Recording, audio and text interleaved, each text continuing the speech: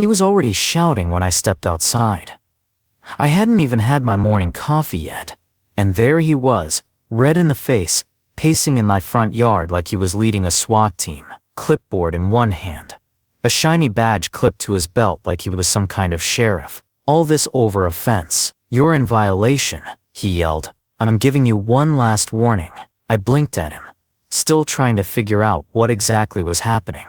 "Violation of what?" I asked. He stepped forward, chest puffed out. "You're building past the property line.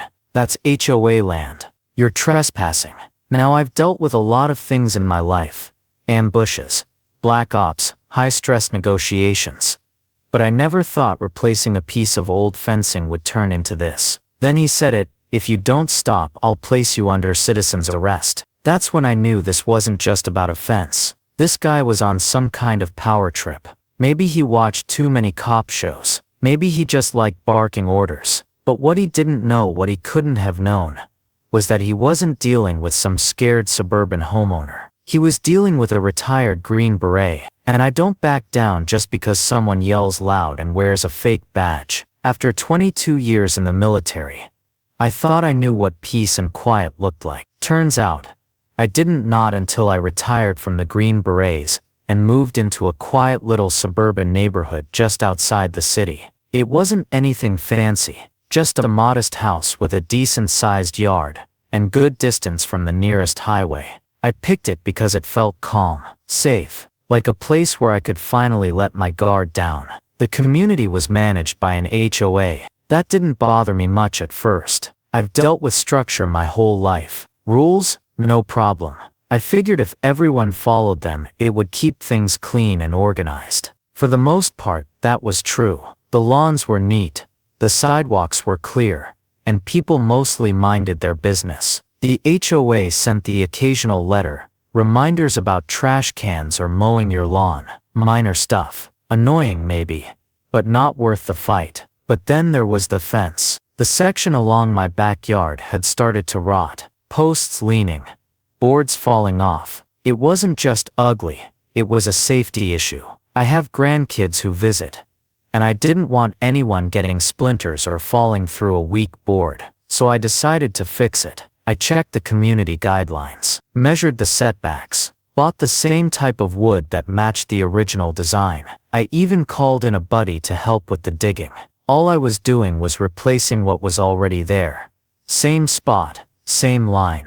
But apparently that wasn't good enough. A day after I'd taken down the bad section and laid out the new posts, I noticed someone slowly cruising past my house in a golf cart. Then again, then a third time. I didn't think much of it until the next morning, when that same guy, the so-called HOA security officer, showed up at my front door, shouting like I'd committed a felony.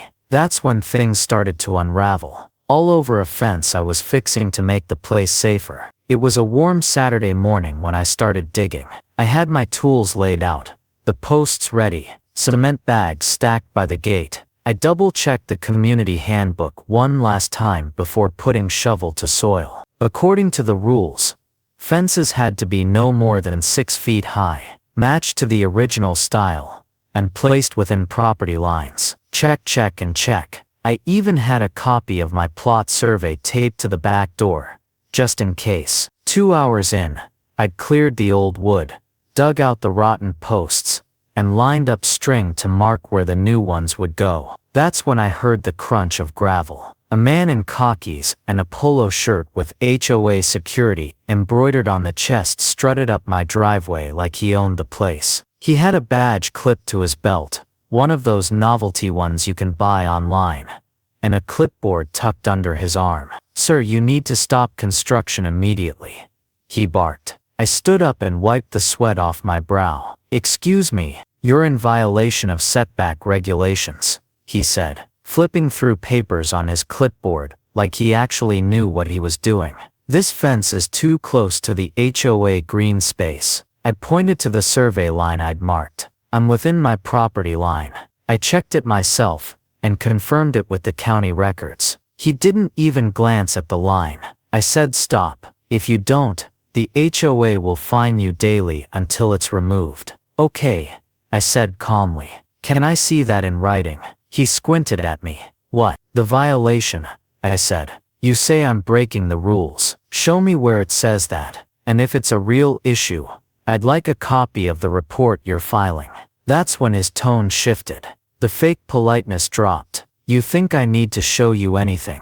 I'm the one enforcing the rules here. No offense, I said, but I don't take orders without seeing something official. You say I'm out of line. Prove it. He stared at me like I'd slapped him. Then he stepped closer. I'm telling you to stop. This is your last warning. And I'm telling you I've followed every rule I could find. If you've got something I don't know about, show me. His face turned a shade redder. He huffed, scribbled something on his clipboard, and said, "You'll be hearing from the board." Then he stormed off down the driveway, talking into his walkie-talkie like he was calling in backup for a hostage situation. I watched him go, then looked down at the hole I was digging. It was just a fence, but somehow, I knew this wasn't over. The next morning, I opened my front door, and nearly laughed out loud. There, nailed right into the wood, like some kind of medieval decree, was a piece of paper stamped with a big red notice of violation. The HOA logo sat at the top, complete with an official-looking header, and a whole lot of vague language. Apparently, I was now guilty of unauthorized construction and encroachment on common property. The fine, $250 a day, starting immediately. I'd barely finished removing the old boards. No posts were in the ground yet. No concrete, no hazards, just a clean worksite and a level line marked with string. I took the notice down, set it on my kitchen table, and decided to continue with my day. I wasn't rushing to war over paperwork. I had truth on my side, and a file folder full of documents that proved it. About an hour later, I heard voices outside. I walked to the front yard to see the same HOA enforcer from yesterday. Only this time, he'd brought company. 2 other men in matching polo shirts stood behind him, arms crossed. The enforcer had a walkie-talkie in hand, and a smug look on his face. "There he is," he said, pointing at me like I was a wanted criminal. "Caught in the act." "In the act of what?" I asked. "Building illegally. You're trespassing on HOA land." I shook my head. "That's my yard. I have the property deed and the county survey to prove it." He started snapping pictures with his phone, walking around the yard like a crime scene investigator. "These will go in the report. This is documented now." "Good," I said, walking calmly back toward my garage. "Because I've already documented everything on my end too, including your behavior." That struck a nerve. He stepped closer, voice rising. "You're resisting an HOA directive. I'm following the rules set by the same HOA. If I've missed something, I'm open to review, but not threats." He squinted, then smiled in a way that told me he thought he'd just won. "You're under citizen's arrest," he said, puffing out his chest. I actually had to stop and make sure I heard him right. "I'm sorry." "What?" "You heard me. You're in violation, and you refuse to comply. That's resisting authority. I have the right to detain you until law enforcement arrives." His buddies didn't look nearly as confident. One of them took a step back. I didn't move. I didn't raise my voice. I didn't even blink, because this guy had just crossed the line from annoying to dangerous, and he had no idea what kind of mistake he just made. I stood still, hands at my sides, as the HOA enforcer puffed out his chest and waited for me to react. His little posse stood behind him, suddenly, not so sure of themselves. I took one slow step forward and locked eyes with him. "Do you really want to do this?" I asked. Voice calm, steady. He flinched slightly but kept his chin up. "You don't have a choice. I'm giving you one," I said. "Right now, you're making accusations with no authority and no proof. You're on my property, trying to detain me without cause. And I'm telling you this, as someone who spent over 2 decades in special forces. I don't want trouble, but I know how to handle it." He blinked, then laughed. "What? Like army stuff? Come on man, that's not gonna work here." Still calm, I turned and walked into the garage. I came back with a binder. In it was a laminated copy of my property map, marked and signed by the county. I handed him a copy. Then I laid out my original deed, survey documents, and just for good measure, the HOA's own fencing guidelines, printed from their website. I don't bluff, I said. I prepare. One of the men behind him leaned over and whispered something, probably telling him this wasn't worth it. The other guy was already halfway to the sidewalk. The enforcer didn't know what to say. For a moment, I thought he might back down. But then we heard the sound of a car pulling up. Blue and white lights. Local police. He must have called them before he even came to my door. 2 officers stepped out, hands relaxed but alert. I stepped forward, hands visible. "Good afternoon, officers," I said. "I'm the homeowner. This gentleman here is attempting a citizen's arrest over a property dispute." The older officer raised an eyebrow. "A citizen's arrest?" The HOA guy cut in. "He's building on common property. I've got evidence." He refused to stop when ordered. "Ordered by who?" the officer asked. "By me. I'm the HOA security officer," he said, tapping the fake badge. The other officer smirked. "That's not a law enforcement badge, and you don't have detainment rights." I handed over my folder. "Here's the deed, survey, HOA fencing rules, all aligned." The older officer flipped through it, nodded, and handed it back, then looked at me. "I remember you. Didn't you speak at the Veterans Day event last year?" I smiled. "That was me." He turned back to the HOA guy. "Do you have any legal documentation showing this man is in violation?" The enforcer froze. "Well, I mean, we posted a notice." The officer sighed. "That's not enough to threaten arrest." The situation changed fast. The HOA guy's shoulders dropped. His backup was now pretending not to know him. "You can file a complaint with the HOA board," the officer added. "But don't misuse police resources again." They nodded at me and got back in their car. The enforcer didn't say a word, just turned and walked off, red-faced and humiliated.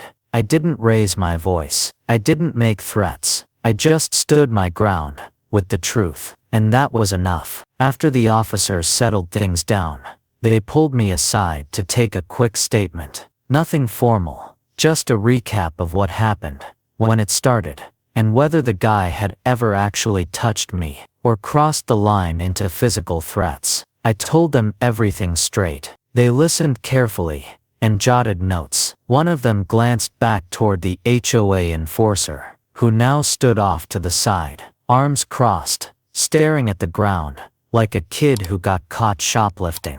The older officer gave me a friendly nod. "You handled yourself well. No need to escalate. Just keep documenting everything. Emails, letters, photos, conversations. If this kind of thing happens again, we'll have a full record." "Understood," I said. Then came the part that really mattered. The officer turned toward the HOA guy. "And you dropped the badge. You're not law enforcement. If you try something like that again, impersonating an officer, or detaining someone without cause, you will be charged." He opened his mouth like he wanted to argue, but nothing came out, just a defeated grunt. As they drove off, I looked around and noticed one of my neighbors standing on the sidewalk. Older guy, maybe mid-60s, with a cup of coffee in one hand, and a look of disbelief on his face. "Been watching the whole thing," he said, walking over. "You handled that better than I would've. That guy's been throwing his weight around for months." I shrugged. "I didn't move here for drama." He chuckled. "Well, you got it anyway. Need help with the fence?" "Sure," I said, "if you don't mind." The next morning, we finished the job together. He brought his power drill, and I bought us both lunch. We laughed, swapped a few stories, and had the new fence section up by mid-afternoon. Strong, straight, and within the line, just like before. A few days passed without incident. Then I got a letter in the mail. This time, it wasn't a violation notice. It came from the HOA board itself. Short and formal, But the message was clear. The individual known as Mr. Langford has been removed from his position with the HOA for misconduct and abuse of authority. I stared at the letter for a moment, letting it sink in. Then I noticed the second paragraph. We would also like to invite you, as a respected member of the community, to serve on our HOA Policy Review Committee. Your input could help ensure our guidelines are enforced fairly and respectfully going forward. I chuckled. I didn't want a leadership role. That's what I thought when I moved here. But maybe, just maybe, if someone like me was part of the system, fewer people would be bullied by guys like Langford. Maybe standing up once was enough to stop it from happening again. I set the letter down and looked out at my new fence. It wasn't just a line of wood and nails. It was a boundary, one I'd defended the right way. People think peace means silence. No noise, no conflict, no problems. But I've learned something different. Peace isn't just the absence of noise. It's knowing you're safe in your own space. It's being able to live without someone hovering over you, barking orders, trying to control what isn't theirs. What happened with that fence wasn't about wood or property lines. It was about control. A man who wore a fake badge and thought that gave him power. Someone who counted on fear and confusion to get his way. And I know for a fact, he's not the only one out there like that. There are people everywhere who use fake authority to push others around. Maybe it's an HOA officer. Maybe it's a boss, a neighbor, even a stranger. They count on you backing down. They hope you'll stay quiet, that you won't ask questions, that you won't stand up. But here's what I want you to know. You don't have to shout. You don't have to fight. You don't have to match their anger with more anger. You just have to hold the line. I didn't need to throw a punch. I didn't need to flash my military background or try to intimidate anyone. All I did was tell the truth, calmly, clearly, with facts to back it up. And that was enough. So no, you don't need to be a Green Beret to stand your ground. You just need to know where your line is. And when someone tries to cross it, don't let fear win. If you enjoyed this story, or ever dealt with something similar, hit that like button. It really helps us out. Drop a comment and tell us what you would have done in my shoes. I read every one. And don't forget to subscribe for more real stories, just like this one. Stories about standing up, staying calm, and pushing back the right way. And hey, share this with someone who needs to know they're not alone. Whether it's an HOA bully, a bad boss, or just someone throwing their weight around, the truth still matters. Thanks for listening. See you in the next one.